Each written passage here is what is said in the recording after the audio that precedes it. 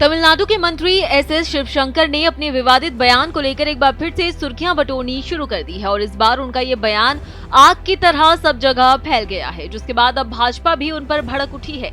जी हां, सनातन के खिलाफ आपत्तिजनक टिप्पणी करने वाले डीएमके ने अब भगवान राम पर विवादित बयान दिया है और उनके अस्तित्व पर ही सवाल उठाया है। क्या है ये पूरा मामला, आइए आपको बताते हैं इस वीडियो के जरिए। तमिलनाडु के मंत्री एस शिवशंकर का एक वीडियो इस वक्त जमकर वायरल हो रहा है। दरअसल शुक्रवार को अरियालुर में एक कार्यक्रम को संबोधित करते हुए उन्होंने दावा किया कि ऐसा कोई ऐतिहासिक सबूत नहीं है जो भारत और दुनिया भर में अरबों लोगों के पूजनीय हिंदू देवता राम के अस्तित्व को साबित कर सके। उन्होंने कहा कि राज्य की इमारतें अभी भी उनके अस्तित्व को साबित करने के लिए सबूत के तौर पर काम करती है, जबकि इतिहास में ऐसा कोई सबूत है ही नहीं जिसमें उल्लेख हो कि राम अस्तित्व में थे।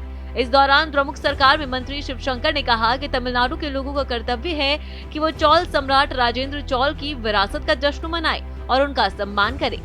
मंत्री ने कहा कि हमारे पास चोल वंश के शिलालेख, उनके द्वारा बनाए गए मंदिर और उनके द्वारा बनाई गई झील जैसे पुरातात्विक सबूत हैं, लेकिन भगवान राम के इतिहास का पता लगाने के लिए कोई प्रमाण नहीं है। द्रमुक नेता ने कहा कि कुछ लोग दावा करते हैं कि भगवान राम 3000 साल पहले रहते थे और वो उन्हें अवतार कहते हैं, लेकिन अवतार पैदा नहीं हो सकता।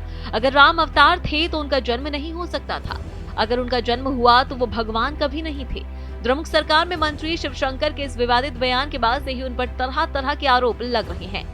भाजपा ने द्रमुक मंत्री के इस विवादित बयान पर कटाक्ष करते हुए कहा कि पहले वो भगवान राम पर आम सहमति बना ले। एक मंत्री कुछ कहता है, दूसरा कुछ और ही कहता है। बता दें कि इससे पहले पिछले साल सितंबर में तमिलनाडु के मुख्यमंत्री एम.के. स्टालिन के बेटे और राज्य के मंत्री उदयनिधि स्टालिन ने बीते साल सितंबर में सनातन धर्म की तुलना और मलेरिया से की थी और इसे खत्म किए जाने की जरूरत बताई थी। इसके अलावा तमिलनाडु भाजपा के अध्यक्ष के अन्नामलाई ने भी उनके इस बयान पर आपत्ति जताई है। उन्होंने कहा कि भगवान श्री राम के प्रति द्रमुक का अचानक ऐसा रवैया वास्तव में देखने लायक है। किसने सोचा होगा ये कैसा विरोधाभास है।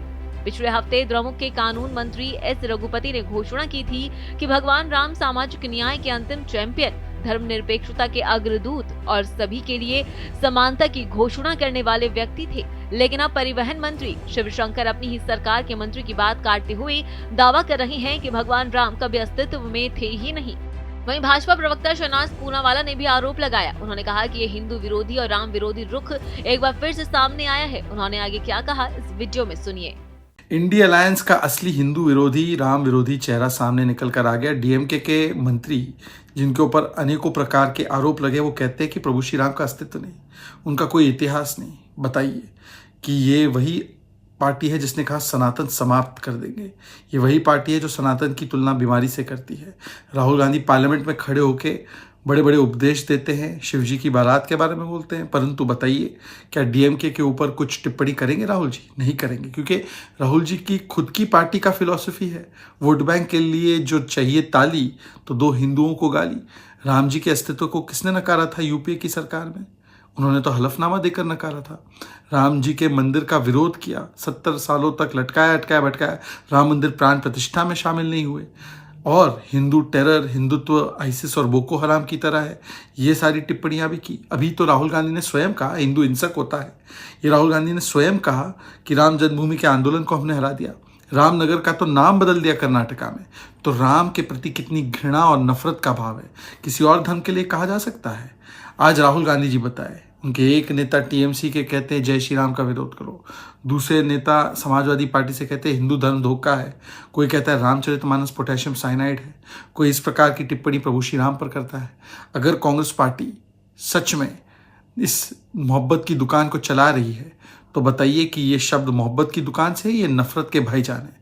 और क्या कांग्रेस पार्टी इनसे रिश्ता तोड़ेगी या कांग्रेस पार्टी वोट बैंक की ताली के लिए हिंदुओं को गाली देती रहेगी?